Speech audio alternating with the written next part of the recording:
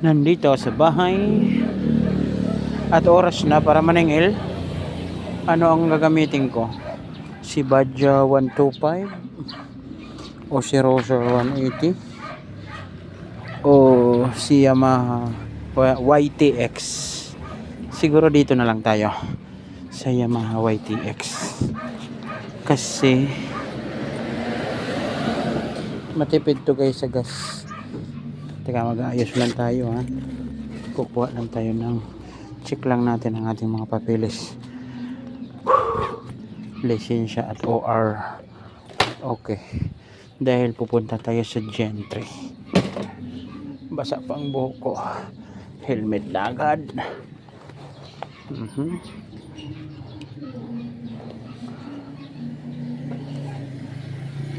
Tapos may bike pa tayo.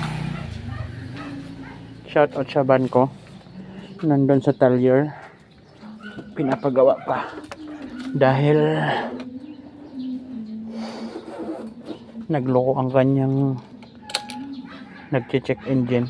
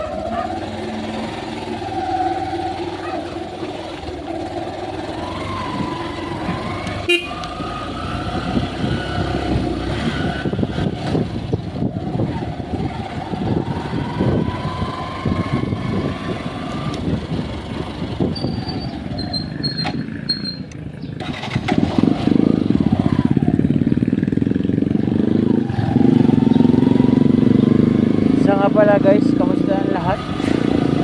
Meron lang tayong real talk ngayong araw, no? Kung kayo ay nangangamuhan, dapat lawakan nyo ang inyong maliban sa sipag, no? Pero number one, una talaga dyan sa sandata nyo, dapat sipag. Dapat masipag kayo pag kayo ay may amo, no? Tapos may tatlo pa akong tip sa inyo pag kayo'y nangangamuhan. Unang-una, lawakan nyo ang inyong pag-unawa. Pangalawa, iksian nyo ang inyong pasensya. Pangatlo, ibaba nyo ang inyong pride. Dahil pag wala kayo nun, wala kayong karapatan mangamuhan. Pasensya, pag-unawa at pride, maliban sa masipag. Masipag nga kayo kung lingas kugon naman, di ba? Magaling ka nga trumabaho, pero lingas kugon, ay anong gagawin mo? Pag napagsabihan ka lang ng amo mo, resign, ay saan ka pupulutin kung ganon?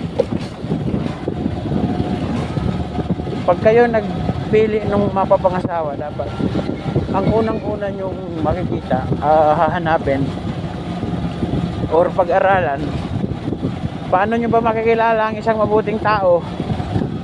Yun yung mabuting anak, mababa ang pride, malawak ang pag-iisip, at maiksi ang pasensya. Yun lang, pag may katangian kang gano'n, ayos na eh. Kasi hindi pwede guys na nangamuhan ka bago na meron ka lang narinig na hindi mo nagustuhan o hindi umayon sa iyong gusto, eh wala na, mag-iiba ka na ng papasokan kumbaga. Eh paano naman kung palagi ka na lang ganon? Kahit magsarili ka pang kumpanya, magsarili kang negosyo, kung wala kang ganon, wala kang pagtsatsaga, maiksi ang pasensya, Hindi ano eh, dapat malawak eh. Ang iba kasi makitid eh. Malawak ang pag-unawa. Tapos walang ganong pride. Oo, totoo yan. Yun ang sikreto sa pag-asenso. Ako nga, imagine nyo ako ha. Tutuusin, wala naman akong aral eh. Hindi ako nagtapos talaga kasi sa probinsya. Nung araw, swerte na kung makatapos ka ng high school talaga. Sa hirap ng buhay. Sa layo ng mga school. Kaya ang pagtatapos ng high school sa probinsya ay napakasaya na. Nung araw ha. Ngayon kasi medyo okay na ngayon eh. May mga kalsada na, may mga kuryente na, okay na ngayon. Nung araw talagang maglalakad ka ng 4 na oras sa umaga, 4 na oras sa hapon. Ay saan pa papatungo ang pag-aaral mo? Kaya ako hindi talaga ako nakapagtapos guys, pero buong taas loob kong sinasabi sa inyo na kahit ganito lang ako, nabibili ko ang mga gusto ko, nabibili ko ang mga pangarap ko, nabubuhay ko ng maayos ang pamilya ko, na ibibigay ko lahat ng pangangailangan nila. Kahit nangungupahan lang kami ng bahay, nakakaupa ako ng maayos, hindi kami nasa-short sa pagkain. Doon pa lang, ayos na sa akin yun eh. Napaka-swerte ko na sa ganong buhay. Hindi na ako nag-aangat ng ano pa. Pero, nagsisipag pa rin ako. Nagsisikap pa rin ako na matustos ang lahat at mapa-improve pa. Padagdagan. Pinapatay ang sarili ko sa trabaho. Natural lang. Tapos bago ako matulog, nag-iisip pa ako ng iba pang pagkakitaan. Tingnan nyo naman, di ba? Supplier tayo ng meat product. Meron pa tayong parisan. Tapos meron pa tayong tindang mga pangailangan sa bahay. Yun ang ibig kong sabihin. Ako hindi naman mataas pride ko. Hindi naman makitid utak ko. Hindi naman maiksi ang pasensya ko. Pero nagsarili akong negosyo dahil sa totoo lang, mahirap din talaga mga hanggang panghabang buhay kasi ang pinapayaman walang dyan yung amo mo. Sobrang sipag mo, sobrang galing mo, ang kita mo sakto lang. Ang sobrang may kita yung amo mo na natutulog lang, diba? Kaya kayo abay talaga namang pagtuunan nyo ng puhunan mga naiisip ng negosyo. Sa simpleng umpisa, maliit lang talaga yan. Pero pag tumagal na yan, lalaki din yan. Halimbawa, mag-umpisa ka sa mga 5,000 na puhunan. Magnegosyo ka ng kung ano-ano, mag-buy and sell ka. Bumili ka bago ibenta mo rin. Ganun lang kasimple guys. Kapag ipunan nyo nga mga cellphone bibili ng cellphone, yung pinakamataas na yung RAM 10,000 sa mga probinsya ngayon, mga nagtatrabaho ng mabibigat. Abay, napagtutuunan nga ng atensyon pag bibili ng cellphone diba? Cellphone, magkano ba? Sabihin na natin medyo maganda na yung RAM, maganda na yung kalidad. Oppo, Oppo A9, mga ganon. Magkano yan ngayon? Nasa 14,000. Yung iba, nasa 9,000.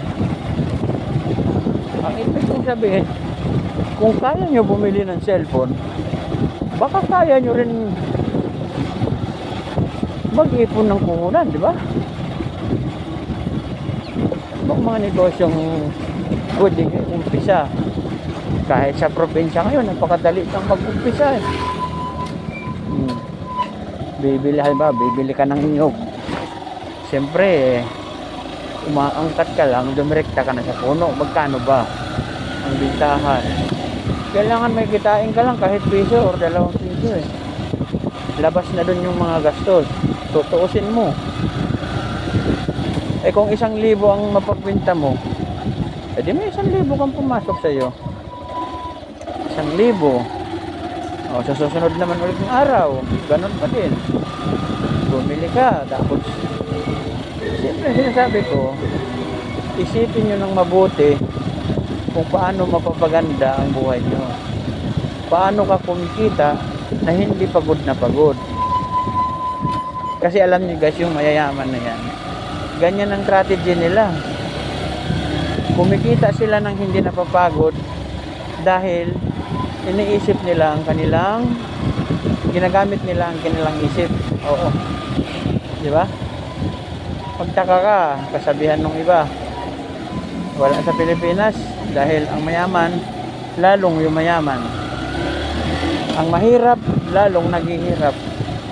Eh paano nga naman hindi maghirap lalo ang mahirap? Kasi pag bagong sahod, party, shot puno, o di ba? Pinaghirapan mo ng matagal sa kuprahan. Tapos pag naibinta na, oo, shot puno. Tapos antayin na lang maubos uli yung pinagbentahan. Saka na uli kilos. Eh paano ang mangyayari nun? Paulit-ulit lang yun. Eh kung may pinagbintahan ka ngayon, mahigit 10,000. Ngayon magnegosyo ka. Pag hindi umubra, sa susunod na may pera, iba naman. Charge experience. O diba? Eh di yung saya. Mapapansin mo lang, ako kahit ganito lang ako hindi naman nagyayabang ako. Ang dami ko ng negosyong sinubukan. Oo, hanggang humantong pa sa pagkakataon na ako'y nagtinda ng kakanin.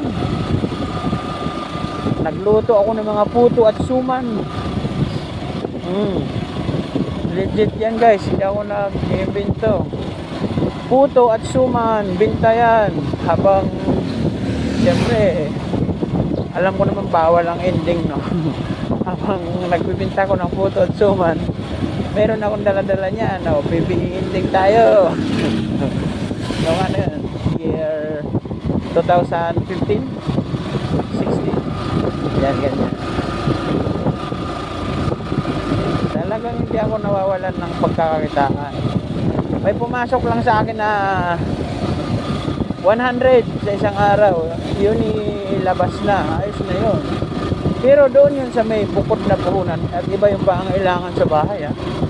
May video rin naman tayo dahil para doon. Naku, ulan pa.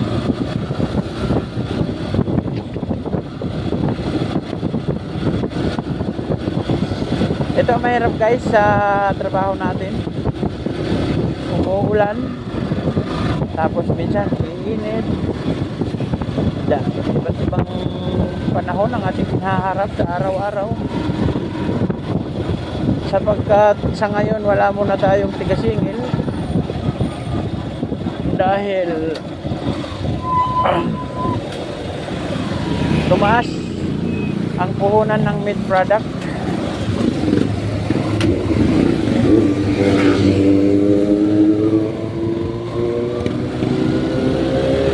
Masyadong tumaas, kaya hindi tayo makapagpatong na malaki.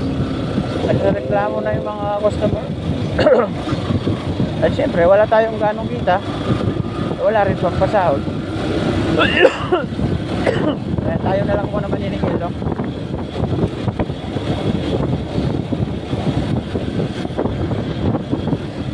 Hindi naman biglaan to eh.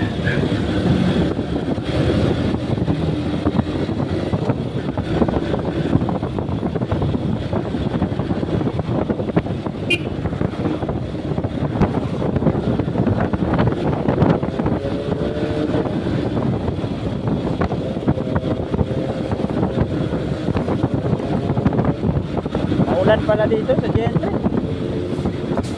Doon sa bahay, pag alis natin, hindi gaano umuulan eh. Kailangan na ba natin sumilong? Sabihin nyo lang. Sila masusunod ba?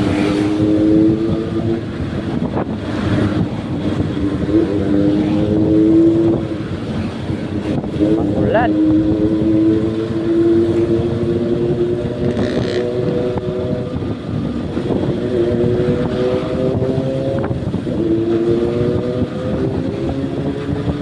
Magulan, matraffic.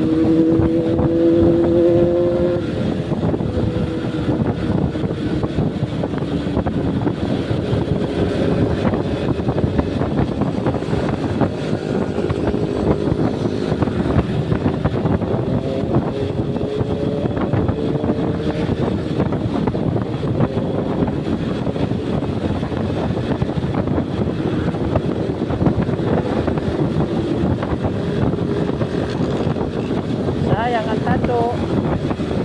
Naligo na tayo, naligo ulit. Sayang ang shampoo. Ay, Diyos ka. Dito tayo nababasa guys. Time check. Mag-alauna. Mag-alauna. Yuhuu.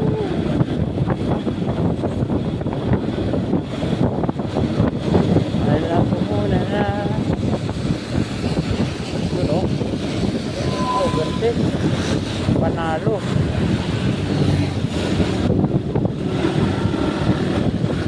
Di matapos-tapos ang construction, diba? Ilang buwan na yan. Ewan ko kung na yan. Tayo nga pala guys, ngayon ay nadali tayo ng ano, no? Arthritis. Isang araw nagsangag si Mrs. ng kanin. Ilagyan ng madaming itlog, madaming beans. Tapos ang ulam ko ay munggo. Aw, aw, aw. Munggo.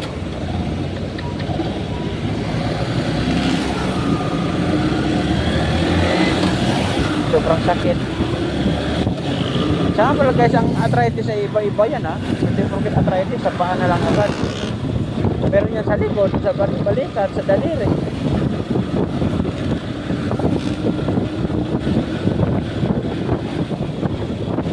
Madulas, dahan-dahan lang tayo. 40-60 lang takbo natin. So sana guys, may natutunan kayong aral dun sa ating real talk. Yan na lang muna ang ating topic ngayon. Pag kayo ay nangangamuhan, dapat maliban sa sipag, mahaba ang inyong pag-unawa. Malawak ang inyong pag-unawa. Mahaba ang inyong pasensya. At mababa ang inyong pride. Kasi walang silbi yung sipag mo. Kung masigawan ka lang ng konti, magtatampo ka na agad, magre-resign ka na agad. Walang kwenta yung sipag mo. Eh sino ba nang mahirapan? Yung may-ari, mayaman na yun, kakain at kakain yun kahit wala ka. Eh ikaw, bagong hanap na ng trabaho. Paulit-ulit lang yun guys, mga ganun lang. Kaya wag na wag nyong gagawin yung gano'n na. Eh ako nga, nung nangamuhan ako noon eh, minumura pa nga ako eh. Rigid yan, minuduro pa ako, minumura pa ako. Sumagi ba sa isip ko yung mag-resign? Bay hindi. Pag pinaalis mo ako, papayag ako. Pero hindi ako mag-resign.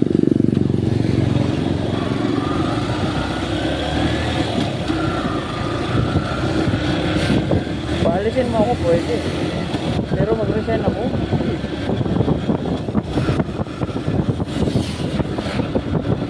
Napakahirap maghanap ng trabaho. Bago natanggap ka na, ayaw mong ayusin. Siyempre, lahat tayo guys,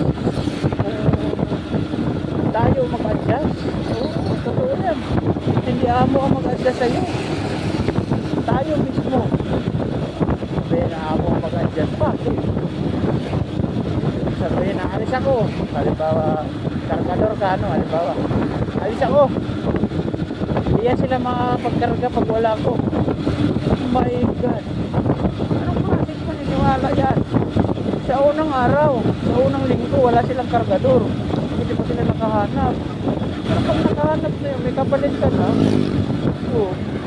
Ito kayong laban. Ito kayang negosyo.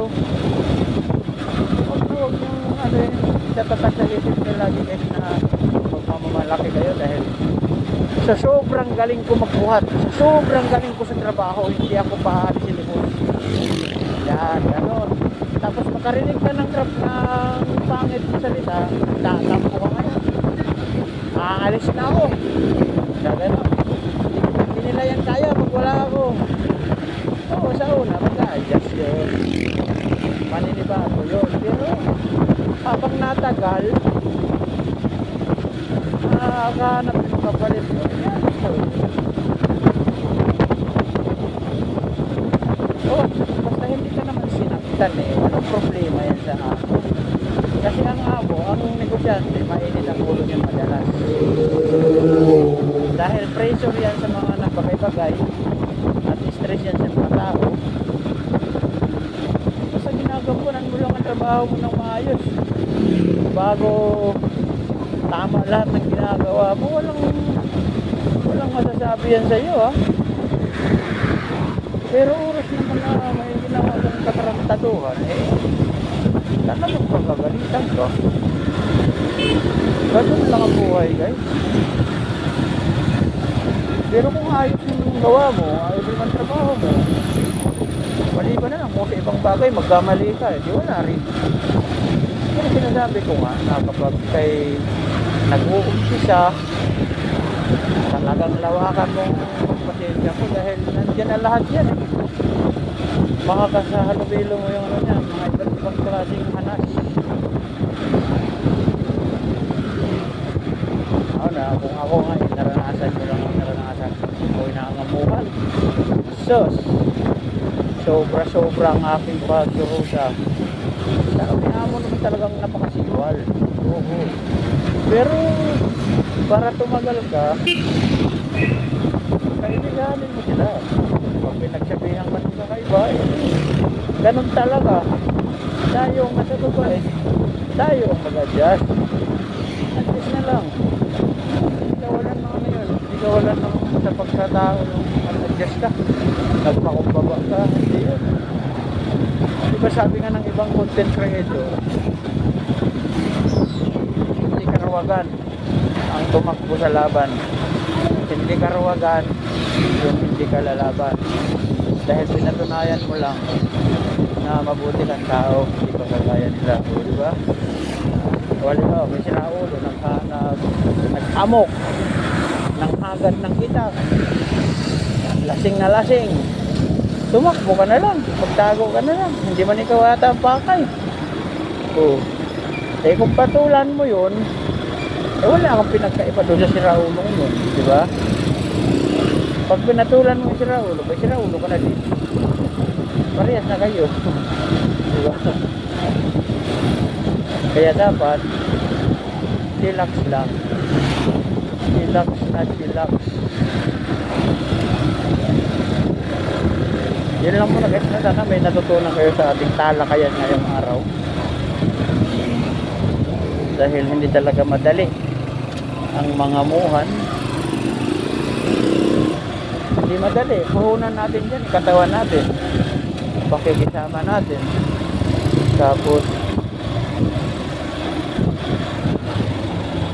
teka lang, tabi muna tayo at may Makati. Yan. Ang puhunan nung may-ari ng pinagkatrabahoan natin, pera. Oo. Saan ba nito nakuha yung perang yun? Siyempre, baka pinaghirapan din nila yun. Sabihin, pera lang yan. Pera lang yan. Pera ang solusyon sa lahat ng bagay. Pera ang solusyon sa lahat ng problema. Oo, kaya pera, kaya ka nagtatrabaho para sa pera. Para saan ka ba't nagtatrabaho? Di ba? Para sa pera.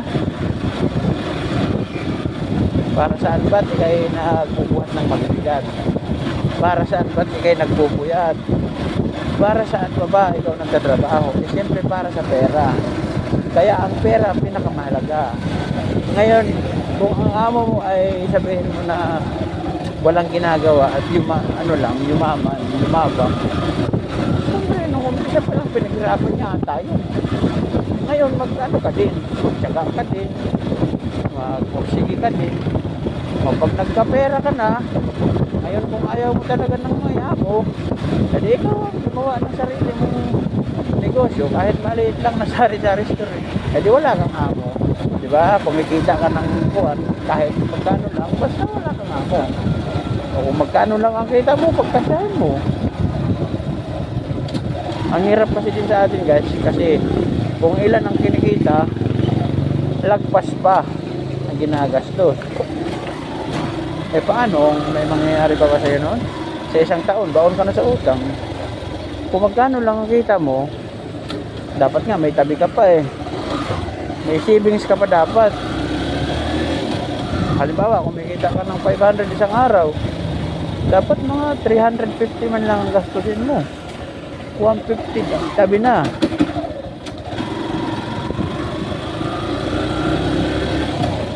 Dahil mahirap nga ang buhay ngayon. Taas na ng bilihin.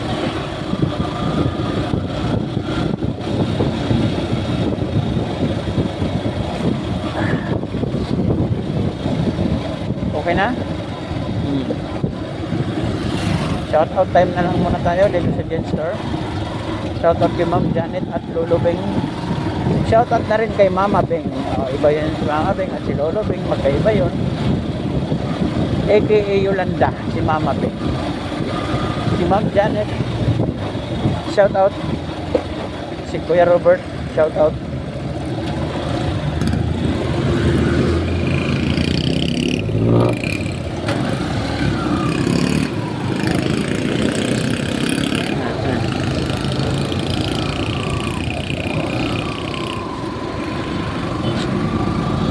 Naalangan tayo dahil kay tatay ba?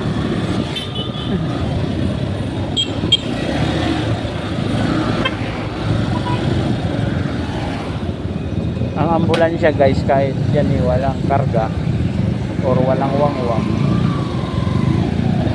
pagbigyan nyo na. Oo. Sa mga kagaya nating driver, pagbigyan nyo na.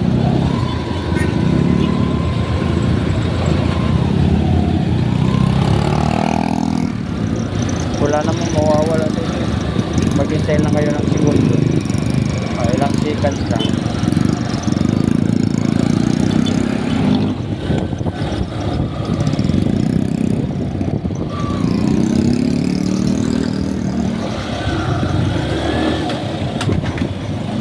YTX YTX. Oh, si Kuya may pagkaano din, ayaw kasi nila magsunod talaga sa road eh. Ayan o, on way. Pag ganun lang lahat ang takbo ng sasakyan, bawal ka dyan sumalungat. Kasi yung iba, sinasalungat ang takbo.